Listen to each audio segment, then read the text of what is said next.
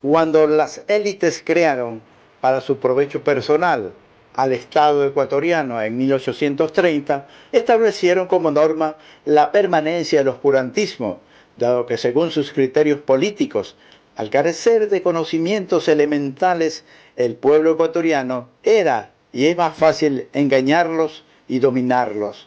Y esa máxima ha estado vigente en toda la historia del Ecuador. Los pocos derechos que hoy goza el pueblo ecuatoriano no han sido cedidos graciosamente por la oligarquía, sino que en muchas ocasiones han costado el derramamiento de sangre de los luchadores populares. Es lo que aconteció con el movimiento estudiantil del año 1969, que solicitaba la supresión del examen de ingreso para la universidad. Ahora los dirigentes sobrevivientes de esa masacre que llevaron a cabo las élites nos explican los detalles del movimiento estudiantil. El movimiento denominado Lucha de Bachilleres, librado en 1969, en realidad fue el insurgir, la explosión de la masa contra un sistema de cosas interno de la universidad totalmente cerrado y refractario al ingreso de alumnos o de estudiantes que no estuviesen relacionados con la élite, ¿no? Me gradué en el colegio, pues en la secundaria, en la Aguirrabat, y en químico biológico. Y 8 compañeros de la Aguirrabat, de la especialidad, decidimos ingresar a la escuela de medicina, los sueños de ser médico. Y los exámenes de ingreso eran una traba tremenda. De 1.500 aspirantes, de esos 1.500 aspirantes solamente ingresamos 80. Y de esos 80, los 8 éramos de la Aguirrabat. O sea, el 100% de la graduación de la Aguirrabat en química biológica ingresó totalmente. En el momento en que ocurrían los sucesos del 29 de mayo, yo ya había ingresado a la Universidad de Guayaquil bajo las condiciones del examen de ingreso. Y con eso es que nosotros estamos luchando, porque el examen de ingreso no era un examen absolutamente académico, científico, como se esperaba, sino un examen selectivo. Y en el caso mío, de los 500 estudiantes que nos presentamos a ingresar a la universidad, solamente habían para 200 estudiantes. Ese examen de ingreso era una tabla rasa. Pasaban solamente lo que eran los hijos de los bienaventurados de dinero. Los hombres y los hijos del pueblo no. Porque en esa época, por decirte un ejemplo, los piguaves eran de segunda clase, los Vera eran de segunda clase, y nosotros decimos no, el libre ingreso a la universidad sin examen de ingreso. Bueno, en la década del 60 existía el sistema de ingreso establecido mediante 2 trabas, diríamos, para los bachilleres.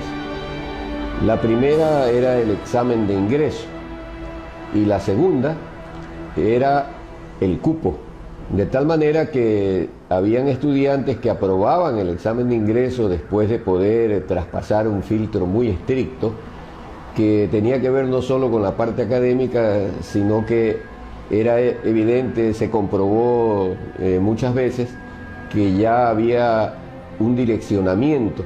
Habían grupos de estudiantes provenientes de los sectores pudientes de la ciudad que recibían las preguntas por anticipado o que sus exámenes eran calificados ya por un arreglo previo. El examen de ingreso era bastante selectivo, muy selectivo, y sobre todo limitaba la matrícula. De allí pues que el número de estudiantes en las facultades era muy bajo, muy bajo. Y no teníamos la suficiente población como para poder ir en una vía de desarrollo auténtico como nosotros queríamos para el país, sino que respondían al poder económico y al poder de clase. El examen de ingreso no admitía revisión de ninguna clase. Era inapelable. Por lo tanto, los profesores que calificaban estos exámenes lo podían hacer con la mayor, discúlpeseme el término, tal vez no sea el adecuado, impunidad. Y a veces había la influencia de clases, de amiguismo, etcétera, para determinar una élite selectiva. Los bachilleres se fueron organizando de un modo, podríamos decir, espontáneo. En eso el movimiento de bachilleres que llevó a cabo la gesta y el sacrificio del 29 de mayo y de la abolición de los exámenes de ingreso, se organizó de una manera totalmente aislada e independiente de partidos políticos o de agrupaciones políticas reconocidas del medio. Eso no sucedió, fue un fenómeno, insisto en decir, caracterizado por su espontaneidad. El hecho mismo de que se trate de jóvenes que habían concluido su enseñanza secundaria y encontraban en esta actitud contestataria un verdadero motivo, legítimo motivo para conseguir de la universidad la continuación de sus respectivas carreras. Social y económicamente la universidad estaba en manos de las oligarquías. Indudablemente que ellos respondían al mercado de trabajo, que era lo que les interesaba. Entonces, era la universidad de élite. De allí que el acceso a medicina, por ejemplo, era sumamente difícil, porque la medicina no era sino una parte de un proceso en el que las oligarquías tenían poder económico. Habían estudiantes que ya tenían, antes de hacer el examen de ingreso, ya tenían ganado su ubicación en la universidad. Es decir, iban solamente para cumplir una formalidad. Y así hayan hecho mal el examen, ya los tenían ingresados, solamente porque tenían padres, parientes, tíos que dirigían la universidad, eran parte de la universidad o tenían un poder social dentro de la ciudad de Guayaquil. Entonces eso hacía que los estudiantes del pueblo, que los estudiantes que salían de las masas populares no puedan acceder a la educación universitaria. Los estudiantes universitarios mayoritariamente se oponían a la abolición del examen de ingreso porque ellos ya estaban adentro y no les interesaba que ingresen otras personas. Algunos razonaban con el criterio de que yo ya di el examen y aprobé, y por qué ellos no pueden aprobar, ¿no? Y por qué ellos quieren entrar sin hacer un esfuerzo. Ese era un razonamiento muy simple que tenían algunos compañeros y que llevó inclusive a que nosotros seamos expulsados de la Escuela de Medicina, de la Asociación Escuela, por resolución de una asamblea de estudiantes de medicina, por considerarnos enemigos de la universidad. Ya había tenido yo la experiencia del bachillerato como estudiante del Colegio Rita Lecumberri. Me había formado como maestra normalista. Ya había ingresado a la universidad, a la Facultad de Filosofía, Letras y Ciencias de la Educación. Yo ingresé a la universidad en 1968, en ese año lectivo, podríamos decir. Y ingresé por supuesto dando el respectivo examen de ingreso al primer año de la Facultad de Jurisprudencia de la Universidad de Guayaquil. Yo al poco tiempo de haber salido del colegio, pues yo era el secretario de la Federación de Estudiantes Secundarios del Ecuador en la provincia del Guayas. Yo estudiaba en el Campus Cuello, que era un colegio de la Universidad de Guayaquil.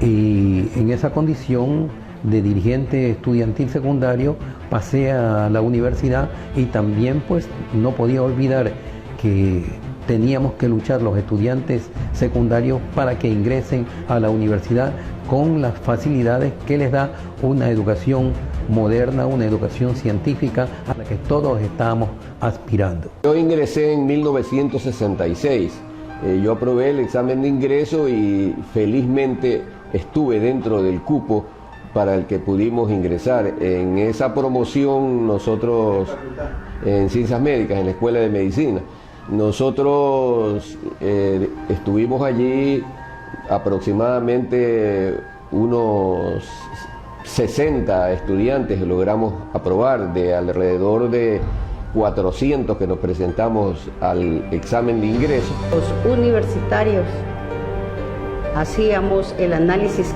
crítico de la realidad del Ecuador y en eso planteábamos los cambios.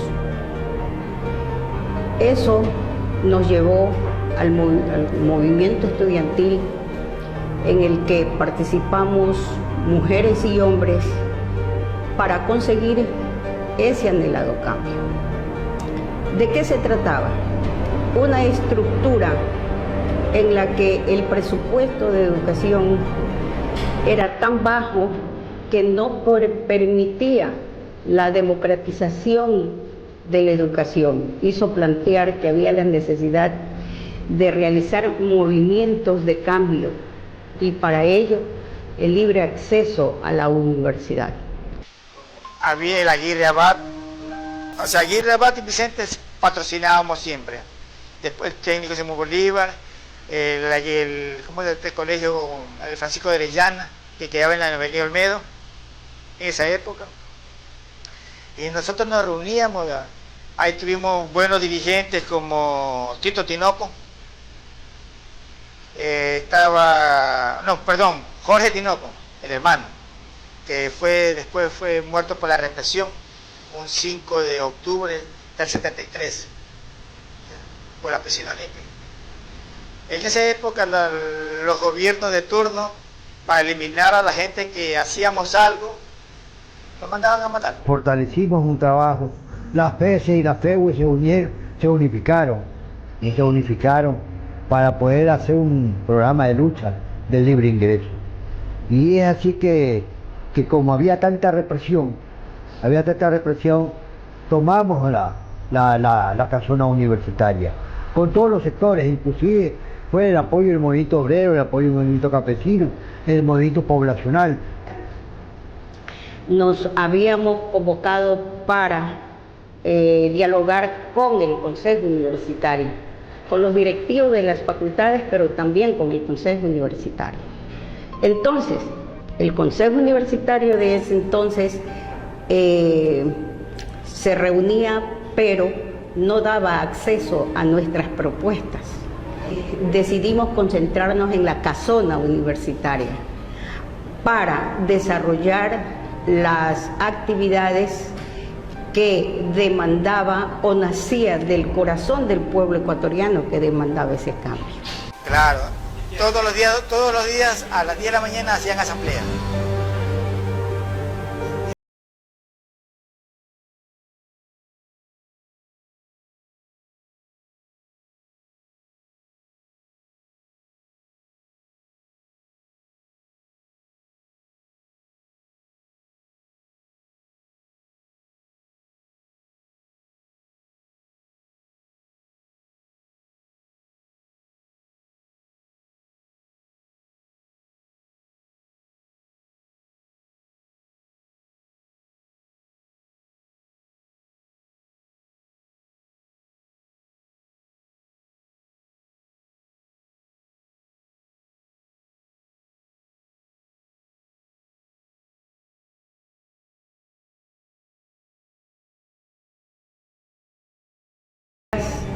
en la casona universitaria, en nuestras facultades, en asambleas, en el obelisco, generalmente, que era nuestro punto de encuentro de todas las facultades, de los estudiantes de todas las facultades, y hacíamos las propuestas, porque no era solamente la movilización, porque nosotros entendíamos que una movilización sin propuesta no tiene el objetivo del cambio que nosotros lo habíamos planteado.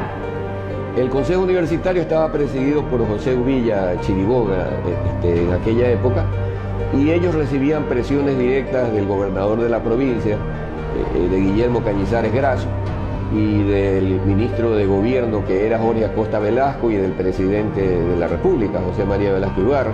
Entonces había una presión también de muchos sectores de la prensa para que desalojen a los bachilleres de la casona, para que se reinicie ya el periodo lectivo, porque como todos saben, a principios de mayo comenzaban los periodos lectivos y la universidad estaba paralizada. Y aparte de eso, en todo el país había movilizaciones, tomas de universidades, enfrentamientos callejeros, porque la lucha se concentró básicamente en Guayaquil, pero Cuenca, Quito, Puerto Viejo y otras ciudades del país, en Esmeraldas, en Loja. Entonces ahí se dieron posiciones muy enconadas entre los que estábamos a favor, que dentro de los estudiantes universitarios éramos minoría, y la mayoría que no quería que los bachilleres entren libremente. Por supuesto que eso también era manejado y asusado por los estudiantes de medicina ligados a los hogares pudientes.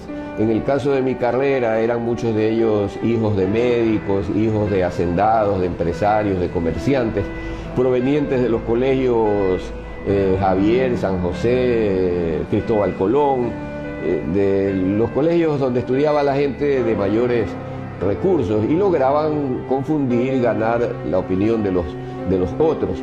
Inclusive ellos fueron los que constituyeron una guardia de choque para impedir que los bachilleres desarrollen su lucha en la ciudadela universitaria, guardia de choque que fue conocida con el mote de carabineros. Nosotros los llamábamos los carabineros porque efectivamente portaban carabinas y escopetas de largo alcance. Nos capturaron en la ciudadela universitaria, donde estábamos asediados en las diferentes facultades por grupos de estudiantes armados por la derecha, por la regencia académica de la oligarquía. Y nos entregaron primero a soldados del ejército que estaban afuera, y dentro de la universidad. Una vez que, previo al 29 de mayo, ellos desalojaron la ciudadela universitaria y la tomaron por asalto, y a nosotros no nos quedó más que concentrarnos todos en la casona universitaria. Eso ocurrió alrededor del 26 de mayo de 1969, el asalto de los carabineros.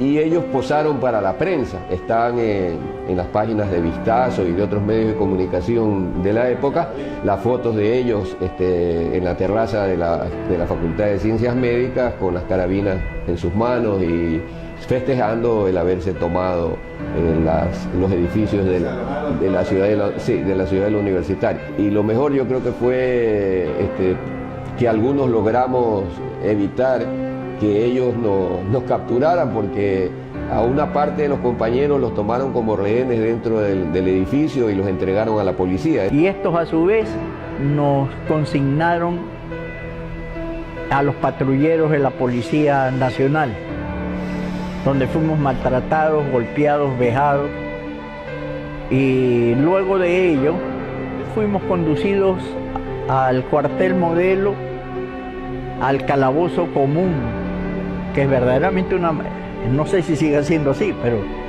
pero en esa época era una verdadera mazmorra, era inenarrable lo que pasaba allí. Nos tenían en un lugar que habrá medido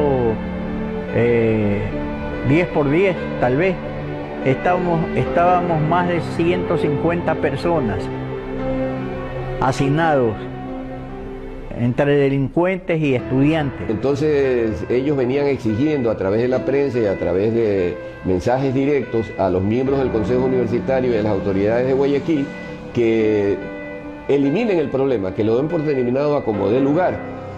Entonces el vicepresidente de la República en aquella época era el doctor Jorge Zavala Vaquerizo. Entonces el doctor Zavala Vaquerizo fue a mediar, habló con el gobernador, hizo gestiones ante Jorge Acosta Velasco para que ellos esperaran a que se resolviera el problema internamente en la universidad. Esto también porque Jorge Zavala Egas era delegado al Consejo Universitario por jurisprudencia de la Universidad de Guayaquil, hijo del vicepresidente. Entonces, el Consejo Universitario mandó un ultimátum, que desalojemos la casona o ellos disponían que nos desalojen por la fuerza. 2 días antes ya había la orden del desalojo y se decía de que ya como se había llegado a un acuerdo entre comillas, entre las autoridades del programa que tomó la posesión con los cuadros políticos que estaban ahí. Claro, Velasco Ibarra era el presidente, él antes de la esta ya había a los medios de comunicación pública que iba a haber desalojo. Yo estuve en las manifestaciones de la Ciudadela Universitaria y nos concentramos en la casona. En la casona mantuvimos la posición del diálogo con el Consejo Universitario, que eso era lo que nosotros queríamos. Primero nos reunimos en el Salón Azul, pero no fue posible. Entonces fuimos al Salón General y luego se rompió cualquier diálogo y vino la intervención y nos tomamos la casona universitaria. 9 mujeres estuvimos allí.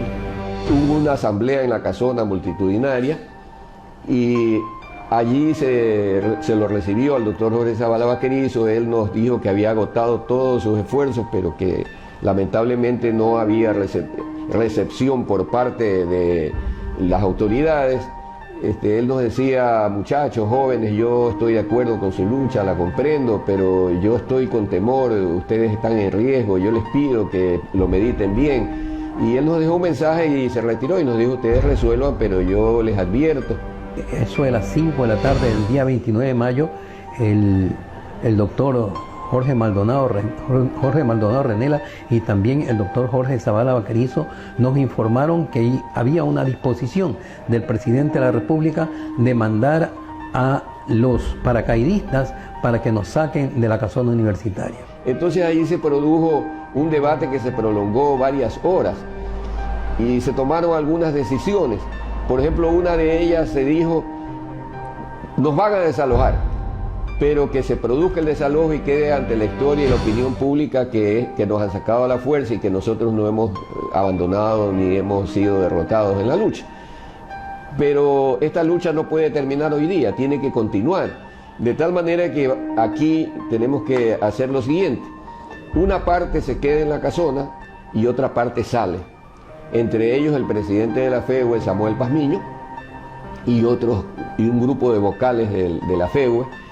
Y el resto nos quedamos, se dijo allí, o sea, una parte se queda en la casona y los demás salen para que continúen la lucha. Yo era parte del grupo que debía salir, ahí nos despedimos de los compañeros con abrazos, con saludos, inclusive hasta con risas. Los compañeros nos decían: sigan la pelea, ya saben, no van a dejar de pelear, no te vas a portar flojo. Suponíamos que la policía, por su brutalidad en la década del 60, a lo mejor golpearía a la gente, empujaría, tomaría medidas violentas de ese tipo y lógicamente la gente iría detenida.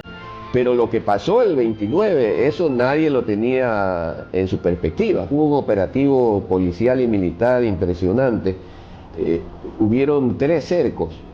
Un cerco que hizo la infantería de Marina alrededor de la casona y de toda la manzana y la manzana aledaña a la casona, y que estaban desde lo que se llamaba la Asociación de Empleados, ese edificio diagonal a la casona, rodeaban toda la casona y estaban con fusiles ametralladoras Había un cerco policial alrededor de la casona que avanzaba desde el mercado central. A nadie le permitían circular en la calle. Todo estaba desierto y cortaron la luz. No había iluminación, era oscuro, totalmente oscuro. El cerco estaba para impedir que nadie se acerque a la casona, pero pasar y salir sí se podía. Entonces, inclusive había oficiales en varios sitios que decían a los que nos veían caminando hacia el cerco: apúrense, salgan que quedan pocos minutos. Entonces nosotros caminamos, dimos la vuelta a la casona en dirección hacia la asociación de empleados, hacia el colegio Tati. Caminamos y nos quedamos parados en el colegio Tati, para tratar de ver y observar qué es lo que iba a ocurrir.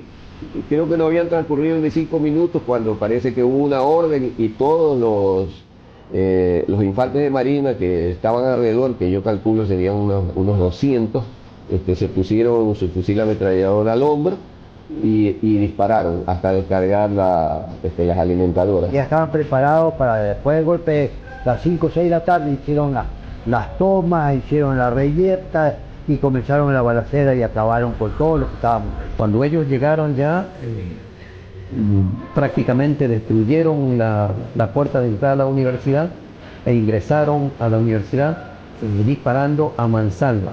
Es decir, la persona o el estudiante que se encontraba ahí en medio de un corredor o en medio de un salón y recibía la bala, ya no había nada que hacer, sabía que estaba terminado, había que morir. Ingresaron así de esa forma, por ejemplo, al salón de la FEUE. El salón de la FEUE quedaba frente a la puerta de entrada de la universidad, de la casona. Y como estaba a oscuras, no preguntaron si había alguien ahí, sino que dispararon a todo lo que estaba dentro de ese salón.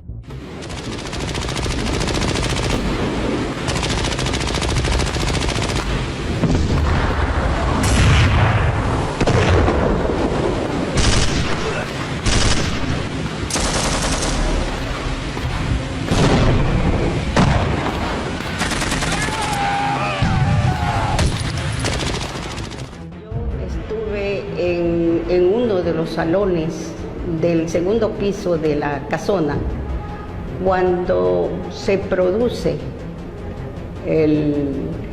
la intervención de las Fuerzas Armadas. Y en el salón en que yo estaba, como era entre las 6 y media de la noche, decidimos nosotros que frente al cerco militar y prácticamente una balacera cerrada que teníamos, protegernos en el suelo, cubriéndonos con las bancas de metal de ese entonces. Yo me encontraba en la salida, me encontraba en uno de los corredores de la casona, en la planta alta, y veía cómo las balas se incrustaban en la parte superior del piso del techo. Y muchos estudiantes, inclusive yo, tenía la intención de subir a ese lugar, ¿no? Pero las balas entraron en todo ese lugar, y como se probó posteriormente que regresamos a la casona universitaria, como la sangre caía desde el altillo que tiene el techo de la universidad. Y era notorio como la sangre regaba, cómo rodaba, porque ellos entraron a dar balas por todos los sectores, porque por todos lados dejaron acribillado la casona universitaria, que costó y consta en la historia la cantidad de perforaciones de la balacera que se dio allá. Y cuando se dio la orden de alto al fuego, entonces el militar que había desarrajado balas al salón y luego encendió la luz para ver cuántos habíamos caído. Entonces ahí a los vivos nos ordenaron ponernos de pie y formarnos adelante para bajar las escaleras. No, yo no me refugié en ninguna parte, me quedé en el corredor cuando los paracaidistas subieron al corredor disparando por encima de nuestras cabezas. Yo ya no me moví y entonces ahí nos fueron a coger para que nos agrupemos en la puerta que era la puerta de la casona del rectorado de la universidad, donde quedaba el rectorado de la universidad. Y ahí nos agruparon y luego nos bajaron para reunirnos con otros que estaban en la puerta de la universidad. Cuando ya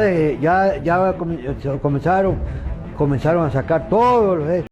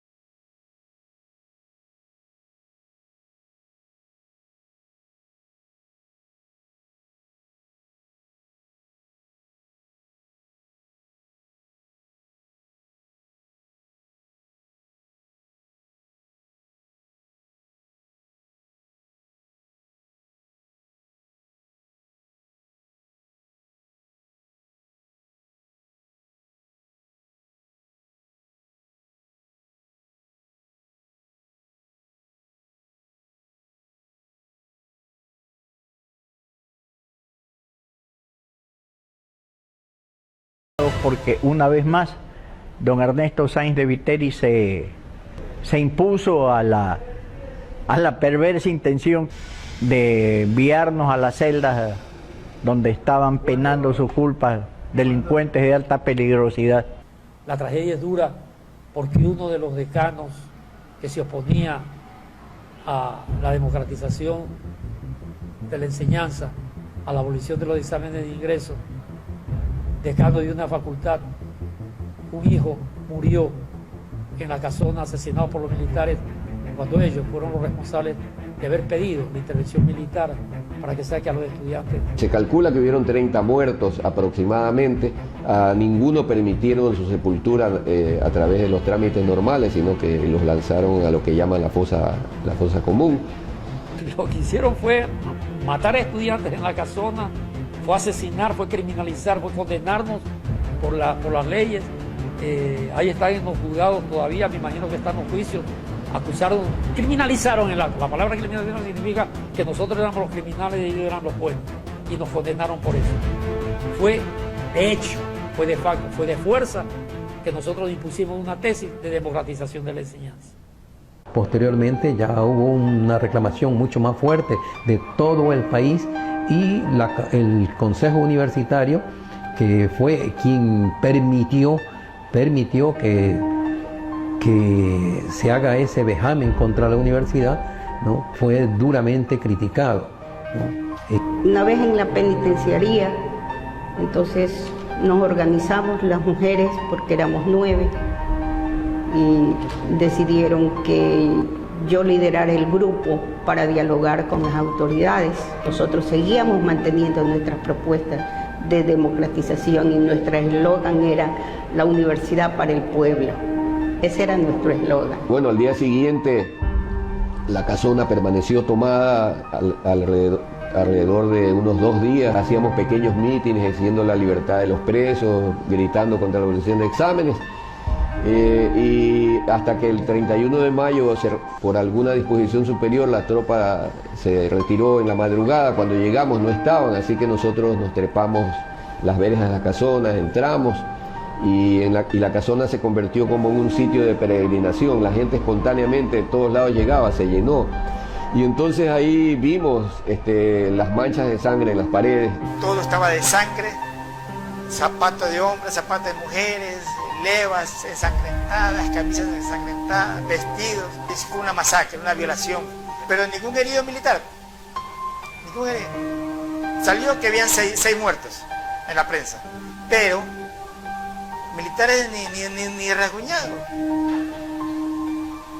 Camisas, blusas, vestidos, levas ensangrentadas. ¿De quiénes? De los estudiantes que estuvimos ahí.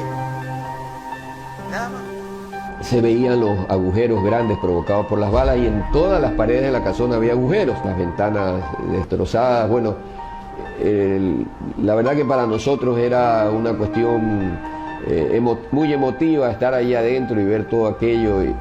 Una vez que nos liberaron, se agudizaron las contradicciones dentro de la sociedad, se formó un frente de lucha y el gobierno tambaleó.